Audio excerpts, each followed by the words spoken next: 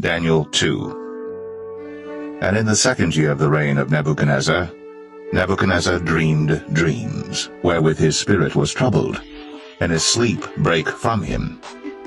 Then the king commanded to call the magicians, and the astrologers, and the sorcerers, and the Chaldeans, for to show the king his dreams.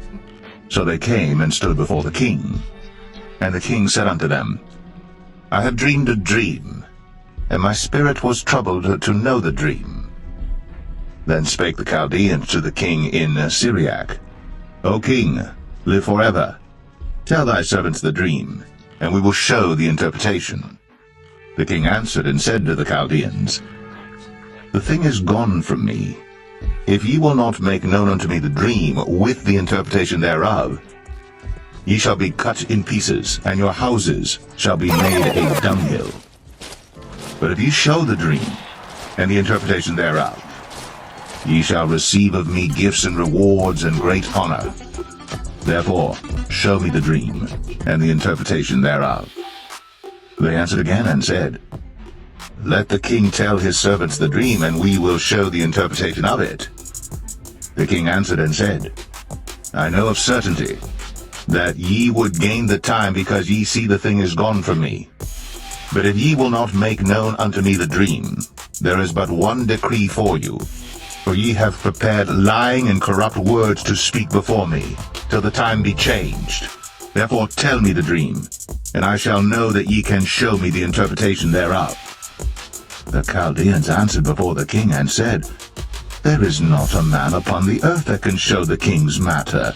Therefore there is no king, lord, nor ruler that asked such things at any magician or astrologer or Chaldean. And it is a rare thing that the king requireth, and there is none other that can show it before the king except the gods, whose dwelling is not with flesh. For this cause the king was angry and very furious, and commanded to destroy all the wise men of Babylon. And the decree went forth that the wise men should be slain, and they sought Daniel and his fellows to be slain.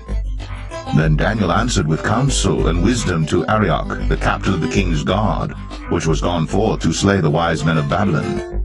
He answered and said to Arioch the king's captain, Why is the decree so hasty from the king?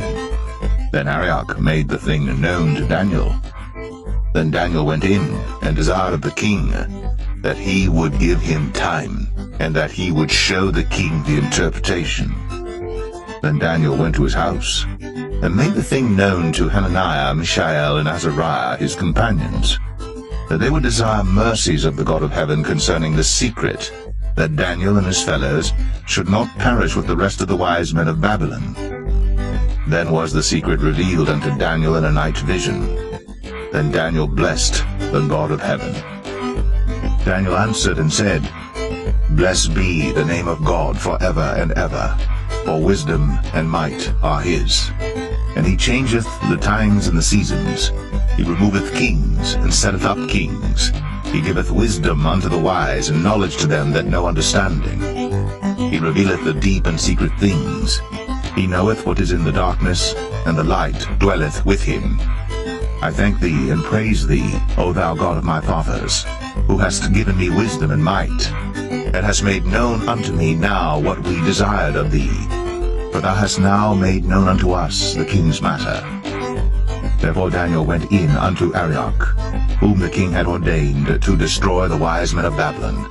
He went and said thus unto him, Destroy not the wise men of Babylon. Bring me in before the king, and I will show unto the king the interpretation. Then Arioch brought in Daniel before the king in haste, and said thus unto him, I have found a man of the captives of Judah, that will make known unto the king the interpretation. The king answered and said to Daniel, whose name was Belteshazzar, Art thou able to make known unto me the dream which I have seen, and the interpretation thereof? Daniel answered in the presence of the king and said, The secret which the king hath demanded, cannot the wise men, the astrologers, the magicians, the soothsayers, show unto the king? For there is a God in heaven that revealeth secrets, and maketh known to the king Nebuchadnezzar what shall be in the latter days. Thy dream, and the visions of thy head upon thy bed are these. As for thee, O king, thy thoughts came into thy mind upon thy bed, what should come to pass hereafter. And he that revealeth secrets maketh known to thee what shall come to pass. But as for me, this secret is not revealed to me for any wisdom that I have more than any living, but for their sakes that shall make known the interpretation to the king, and that thou mightest know the thoughts of thy heart. Thou, O king, sawest, and behold a great image.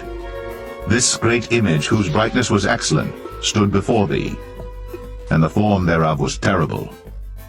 This image's head was of fine gold, his breast and his arms of silver, his belly and his thighs of brass, his legs of iron, his feet part of iron, and part of clay.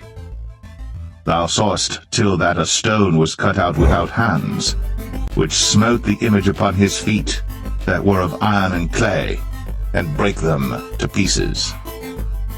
Then was the iron, the clay, the brass, the silver, and the gold broken to pieces together, and became like the chaff of the summer threshing floors, and the wind carried them away, that no place was found for them. And the stone that smote the image became a great mountain, and filled the whole earth. This is the dream, and we will tell the interpretation thereof before the king. Thou, O king, art a king of kings, for the God of heaven hath given thee a kingdom, power, and strength, and glory. And wheresoever the children of men dwell, the beast of the field and the fowls of the heaven hath he given into thine hand, and hath made thee ruler over them all. Thou art this head of gold. And after thee shall arise another kingdom inferior to thee, and another third kingdom of brass, which shall bear rule over all the earth. And the fourth kingdom shall be strong as iron, for as much as iron breaketh in pieces and subdueth all things, and as iron that breaketh all these, shall it break in pieces and bruise. And whereas thou sawest the feet and toes, part of potter's clay, and part of iron, the kingdom shall be divided.